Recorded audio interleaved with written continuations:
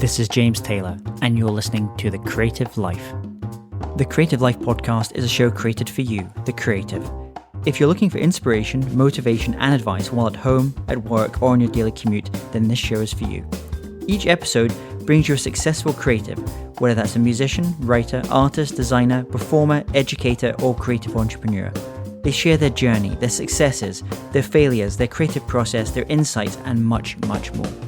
This episode is sponsored by C-School, the online school for creativity training. If you'd like to unleash your creative potential and access a free creativity blueprint training series, then just head over to c.school. That's www.c.school for your free training series. In today's episode, I speak with Kit Pang of Boston Speaks, and we talk about his journey from professional dancer to professional speaker, how to get into a flow state on stage, and ways to structure your keynote presentations. Enjoy this episode.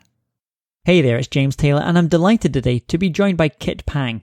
Kit Pang is a communications expert, TEDx speaker coach, keynote speaker, host of the BostonSpeaksSeries, and the founder of Boston Speaks. He is on a mission to help individuals become exceptional speakers and communicators. Kit's seminars and talks have been described as super fun, engaging, soul-searching, and insightful. It's my great pleasure to have Kit with us today, so welcome, Kit. James, thank you. It's a pleasure to be speaking with you. Thank you for having me on to speak to your audience today. So what's going on in your world just now? My wife and I, we adopted two new cats. So we were supposed to schedule this call a few weeks earlier, but right now we're going through some cat issues. That's our main thing. Because your personal life affects your business life.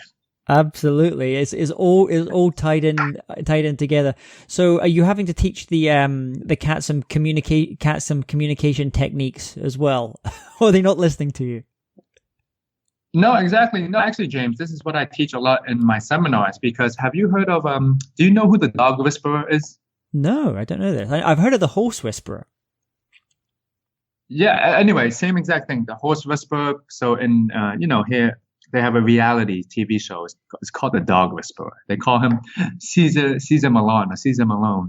And I usually talk about this with communication is because even with the horse whisperer, whenever you get in front of a trainer like that, they know how to relate with the animals. Now, here's the thing.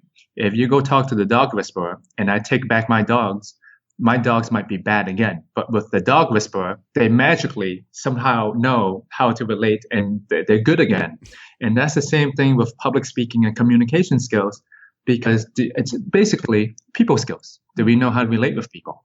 It's not a luck that the horse whisperer or the dog whisperer, right? It's not luck. It's something that they're doing to relate with the animals. And that's the same exact thing with honing down your communication skills. Do you know how to relate with people? So in the same way that we can train animals to do certain things and to to kind of behave at certain times and to do other things to do, is speaking something that can be trained, or is it something that someone's born with?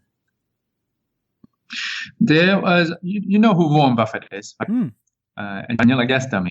We know who Warren Buffett is. So they asked Warren Buffett. They said, Mr. Buffett, what do you think is that one skill that people should learn to become more successful in life?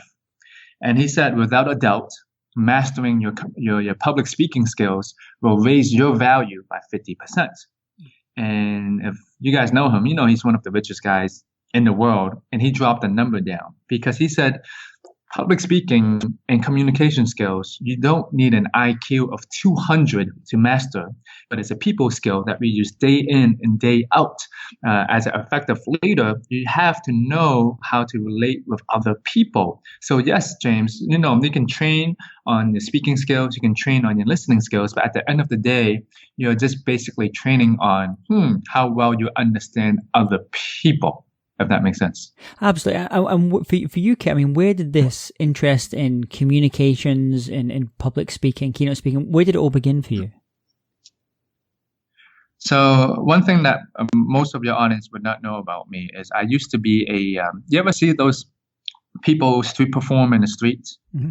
I used to be a hip hop street performer, the breakdancing, spinning on my back and everything. So I used to be a professional dancer for 15 years.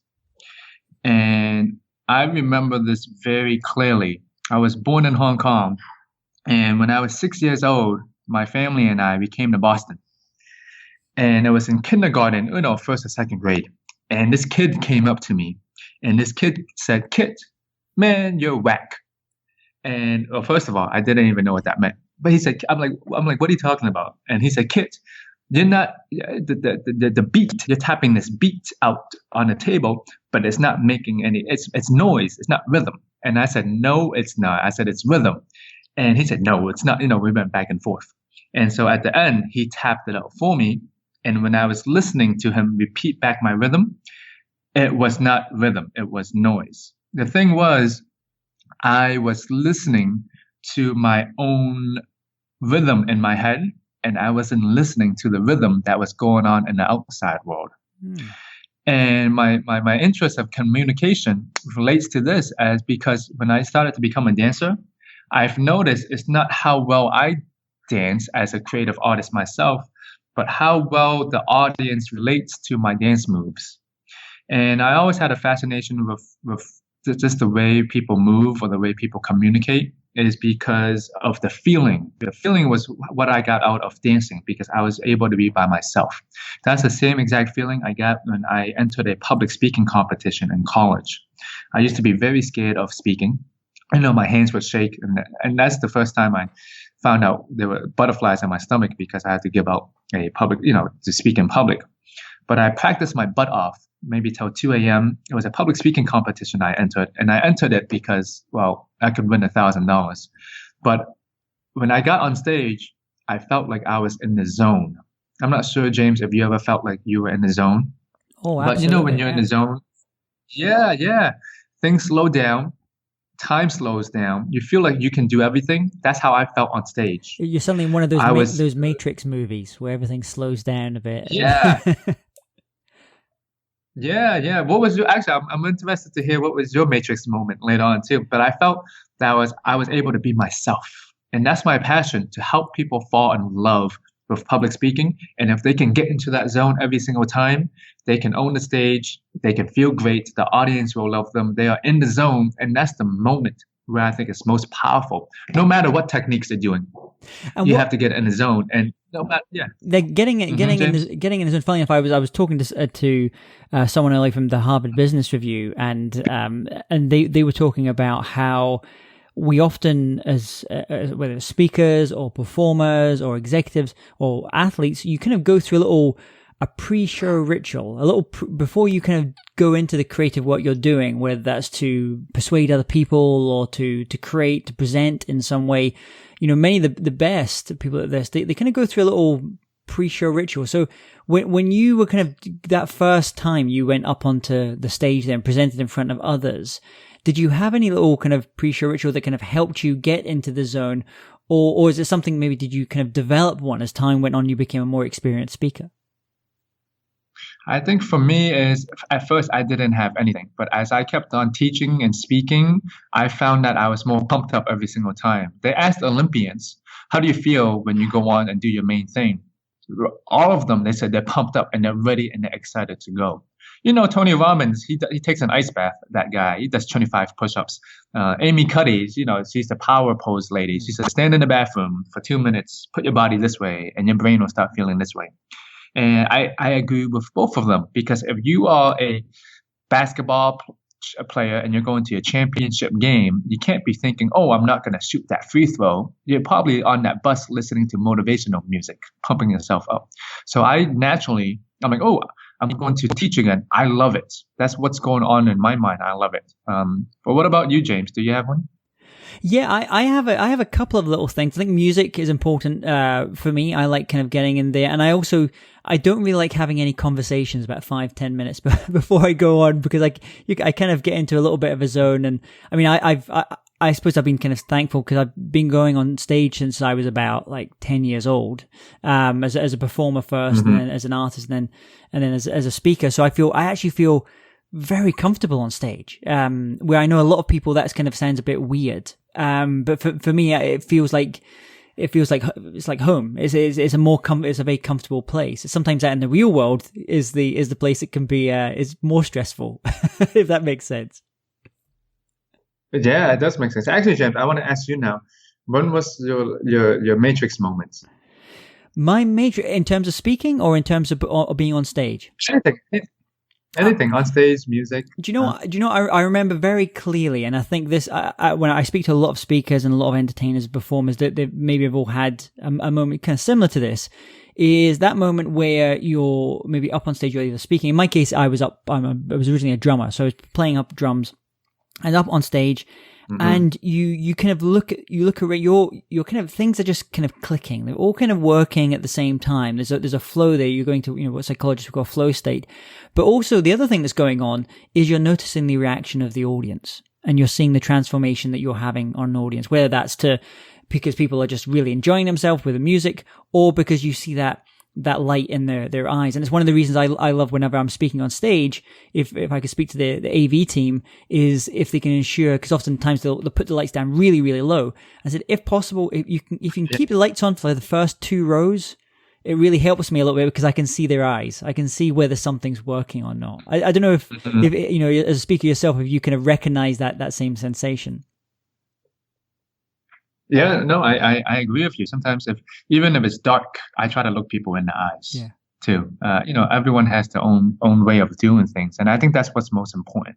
They figure it out what it is that makes them shine. Even though there's a bunch of techniques, it's whatever makes them shine. That's the best technique for them. And what about when it comes to then structuring your keynotes? Let's say you've maybe working with a client and they've been asked to go and give maybe it's a big presentation, or maybe it's a talk to their community, for example. How should they start thinking about the structuring of the talk itself? What's the best way to begin? Should they be thinking primarily about the idea that they want to communicate first, or should they be thinking about almost like a structure and a framework that they can fit things around? Yeah, I think there's one very simple answer to that. I talked to a lot of other great speakers and a lot of world champions, from the Toastmaster crowd too, and they say everything that's very consistent. What's that one message that you want people to take away? Build everything around that. And so it doesn't matter how you structure it. You have to know what your main message is too. And that's how you can expand time and make people value what you're talking about further. Because at the end of the day, if you want people to understand the power of communication, let's say, how can you structure your activities, your intro, your activity number 2, your quotes, your stories around that? And if you can do that, by the time you structure everything around your one message, first, the structure doesn't matter, but there's the little tidbits.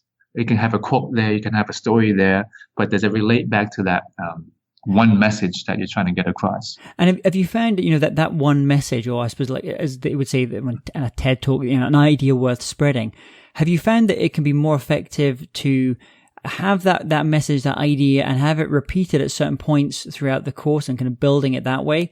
Or is it more powerful to wait and have the big reveal of what the key idea that brings all these threads together, wait until towards the end of your talk before you deliver that? I don't think there's a correct way to do it. Some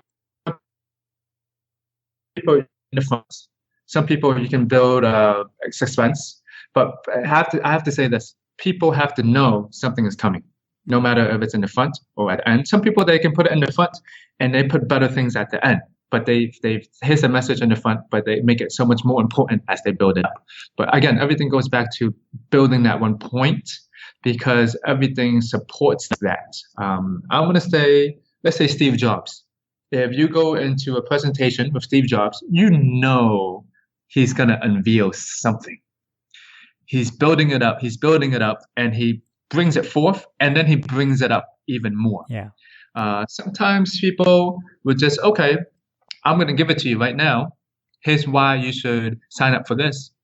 They give it to you, and then they build it up even more. So that it's coming. They're kind of stacking the things on top of it. And actually, as you're mentioning that kind of Steve Jobs, I'm thinking now Elon Musk did a classic Steve Jobs thing recently, where he was announcing a new new electric truck, and then they drive the electric sports car out of the back, big kind of reveal, and and it was a classic Steve Jobs type of theater. Yeah. And when it comes to and when it comes to when you're working with someone and kind of training them around the speaking side of things as well, I mean, what role does feedback have in that? Do you kind of help prepare people for the fact that they may get no kind of clues, no feedback from their audience, and do you kind of help them deal with that? Because I know for some speakers I've had conversations with, they said sometimes that can be the strangest thing, because if you're speaking in different countries, for example, in some countries, let's say in North America, they're very vocal about giving feedback, and in other countries you go to, they kind of hold it back right until the end, and then all the applause comes at the end.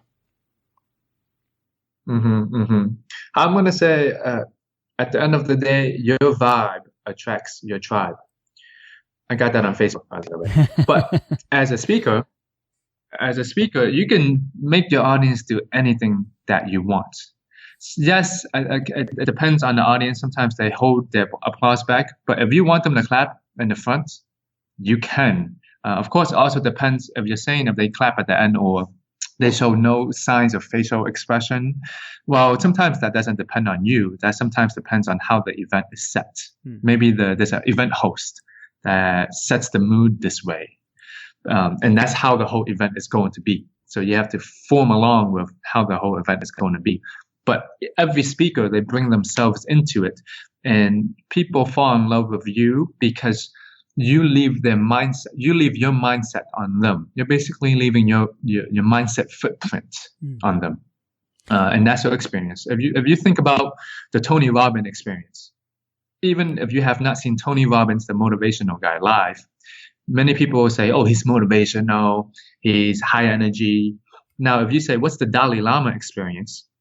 Most people will say, oh, maybe Zen, maybe really uplifting in a way. But going in that you might even want to meditate before you go in.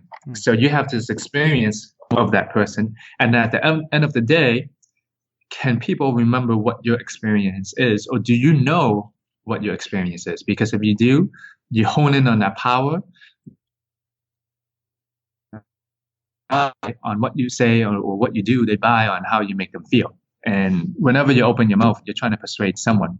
It's the same exact thing with speaking. You're getting your mindset across. That's why it's so powerful. Even the people that you might follow, James. Yeah, I mean, you said the vibe attracts your tribe, and I mean, I've had the good fortune of hearing like Dalai Lama speak, and it reminds me of if you were to go and hear someone like Eckhart Tolle, for example. It's a very relaxed place in the room. There's a certain kind of energy in the room, but there's also humor. Certainly Dalai Lama is using humor at different points as well. Whereas the Tony Robbins style, obviously more bombastic. The people that are there, they kind of know what to expect to a certain extent. They're kind of going there, and there's a lot of techniques which are very kind of more well known in America, and like the kind of call and response, like almost going to kind of the churches and things in America as well. There's lots of little kind of great techniques, and whether he's kind of learned that is a learned skill, something that he's kind of learned over time, or something that he's just kind of found through trial and error because of the fact he's spoken so many times and he's found this thing here works. It'd be interesting to ask that question to him as well. Yeah, I agree. So James, I want to ask you this question: What's your experience? If people had to describe James Taylor experience, what would you say? Well, the feedback I normally get is that kind of word inspiring, which is great, but it's also it's a little bit of a double-edged sword, that word, because you kind of want, for me anyway, I want people to be leaving the room at the end. That sensation is feeling inspired, feeling that kind of energy, but at the same time knowing what to do next, what to do with it. So it's not just a big, rah, rah, rah, pump everyone up type of vibe. And that's kind of generally not my thing anyway, but you're kind of leaving them with something that they can use to kind of transform their life.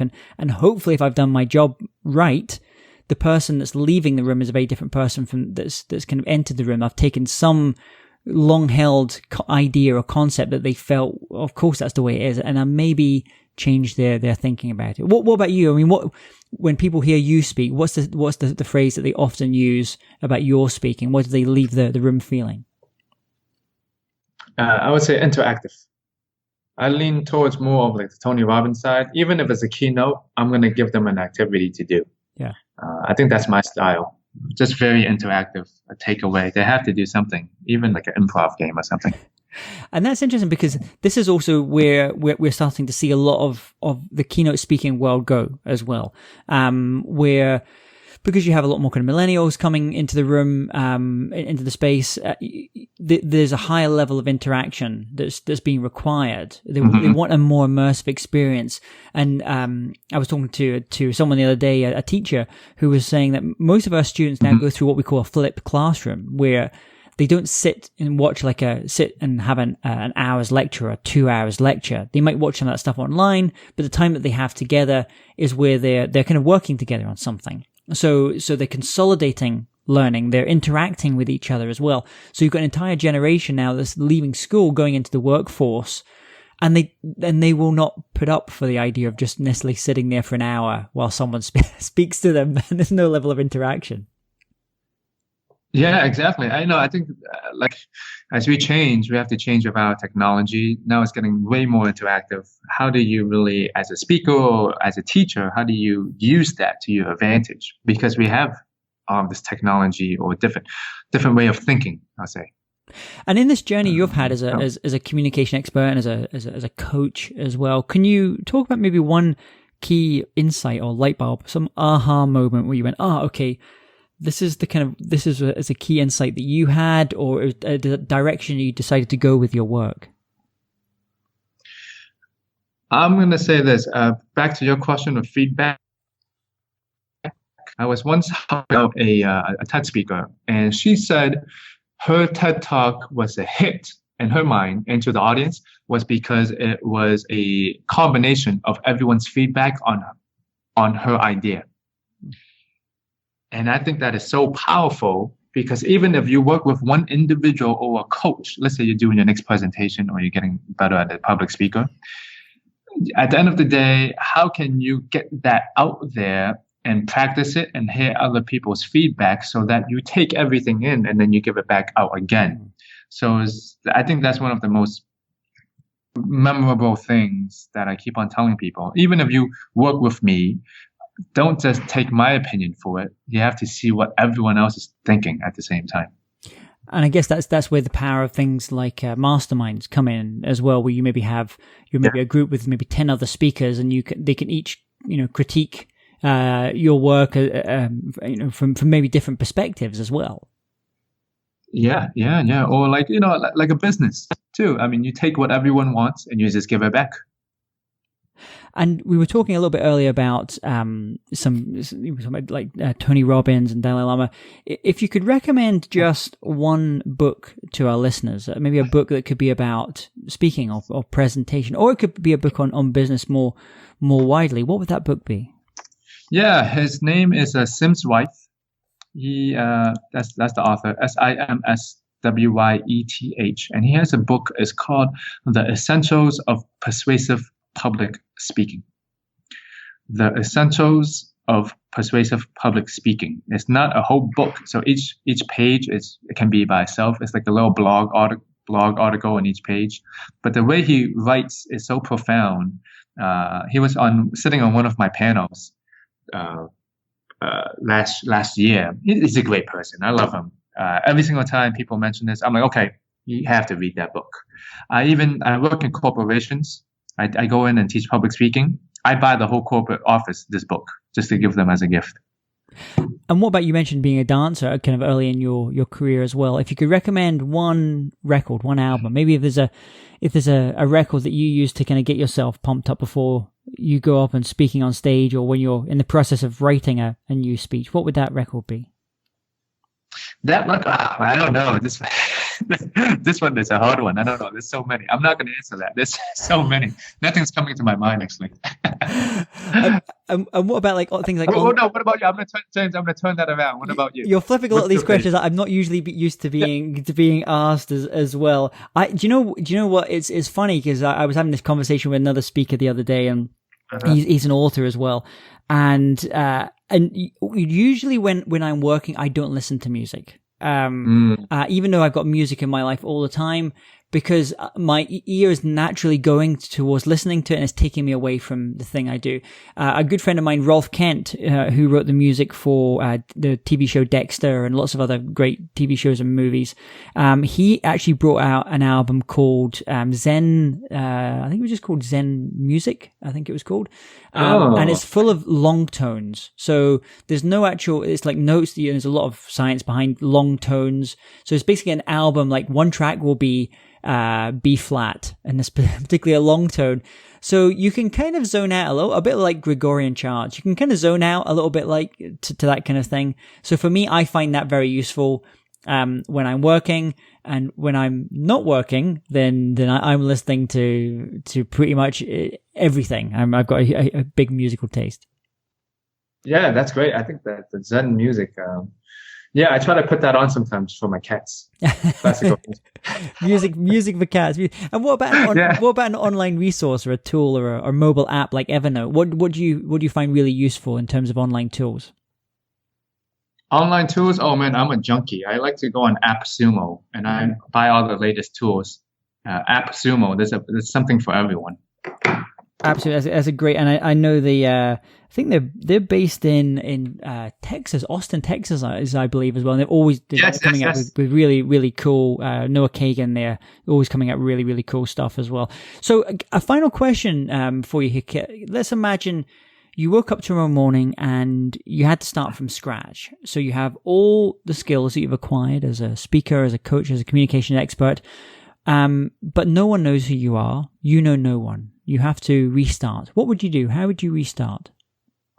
Yeah, the way I would do exactly the way I did it. So when I went from dancer to speaker, I had no credibility, no expertise, actually. I didn't do anything in the field of public speaking. I just started teaching workshops. I would find a place to host a workshop. I would put it on Meetup and Eventbrite, and I would do this probably almost every single day in the afternoon and in the nighttime. I would do the exact same thing. Just take action. I had to learn how to put BIS, butts in seats, and then CTS, convert to sales. And that's a real skill. That's a real skill, to being able to do not just the butts on seats, but the converting to sale in a room. That's a real learned skill. Yeah, no, exactly the same thing. And James, I just want to say again, thank you for having me on today. It's great to hear about your story. I love the things that you're doing. The classes that you have online, the conferences, the summits that you have. I look forward to seeing and hearing more of you. Well, thank you so much, Kit. And where's the best place if people want to reach out to you and learn more about Boston Speaks and the other things that you've got going on? Where should they go? Yeah, they can go on the website, BostonSpeaks.com. And don't be intimidated. You can text me at 857-753-8211. You come to Boston, we're going to go out to Grasshopper, my favorite vegan restaurant. The new vegan restaurant. We're both vegans as well, so we're going to go and check that out next time I'm in Boston. Kit, thank you so much for coming on the show. It's been a pleasure speaking to you today and learning about the art of listening and all the really cool work you're doing in Boston. Thanks for coming on. James, thank you so much. Hey, James Taylor here again. And if you're interested in living a more creative life, then I'd love to invite you to join me as I share some of the most successful strategies and techniques that high-performing creatives use. I put them all together in a free downloadable ebook that you can get by going to jamestaylor.me. That's jamestaylor.me to get your free downloadable ebook on creativity.